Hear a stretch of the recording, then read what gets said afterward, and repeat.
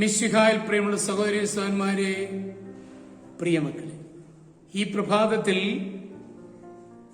അപ്പസ്തോല പ്രവർത്തനം 1:8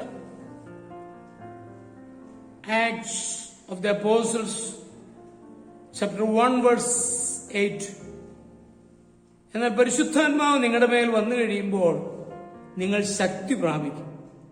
ജെറുസലേമിലും യൂദയ മുഴുവനിലും സമറിയായിലും ഭൂമിയുടെ അതിർത്തികൾ വരെയും നിങ്ങൾ എനിക്ക് സാക്ഷികളായിരിക്കുകയും ചെയ്യും. മനുഷ്യന്റെ ആത്മീകവും മാനസികവുമായ പരിവർത്തനത്തിനും വളർച്ചയ്ക്കും പ്രധാനമായും പങ്കുവഹിക്കുന്ന ഒരു അദൃശ്യ വ്യക്തിയുടെ പരിശുദ്ധാത്മാവിന്റെ സഹായവും സഹകരണവുമില്ലാത്തതാണ് ജീവിതത്തിലെ പരാജയത്തിന് കാരണം.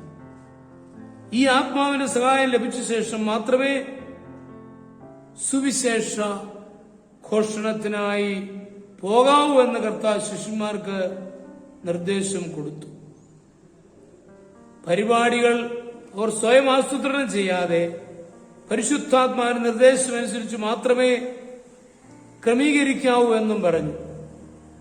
കർത്താവ് തന്നെ ശിഷ്യന്മാരുടെ മേൽ ഊതി പരിശുദ്ധാത്മാവിനെ പ്രാപിപ്പാൻ ആജ്ഞാപിച്ചു. കർത്താവ് ശുശ്രൂഷ ആരംഭിച്ചപ്പോൾ പരിശുദ്ധാത്മാവ് തന്റെ മേൽ ആവസിച്ചു.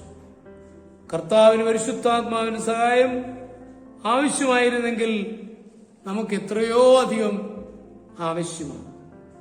ഉയർത്തെഴുന്നേറ്റ ജീവിക്കുന്ന ഈശോയിൽ വിശ്വസിക്കുന്നവർക്ക് ദൈവം കൊടുക്കുന്ന സഹായകനാണ് പരിശുദ്ധാത്മാവ്.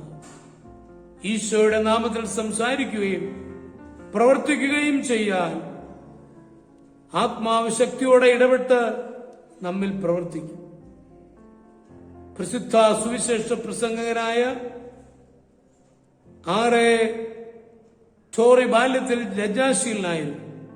അദ്ദേഹം പട്ടക്കാരനായ ശേഷം സമൂഹത്തെ നോക്കി സംസാരിക്കുവാൻ സങ്കോചമുണ്ടായിരുന്നതിനാൽ പ്രസംഗങ്ങൾ എഴുതി വായിക്കുകയായിരുന്നു പതിവ്.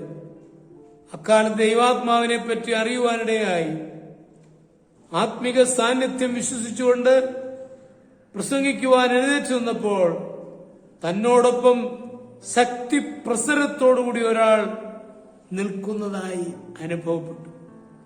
അന്നു മുതൽ അദ്ദേഹത്തിന്റെ പ്രസംഗങ്ങൾ അനേകായിരങ്ങളെ ആകർഷിക്കുവാൻ തുടങ്ങി.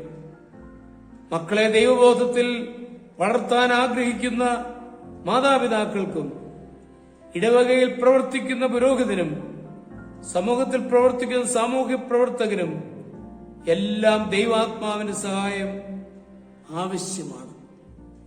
ദൈവാത്മാവ് നമ്മോടുകൂടെ ഉണ്ടെങ്കിൽ നമ്മുടെ പ്രവർത്തന ശക്തിയും മാറ്റും വർദ്ധിക്കും.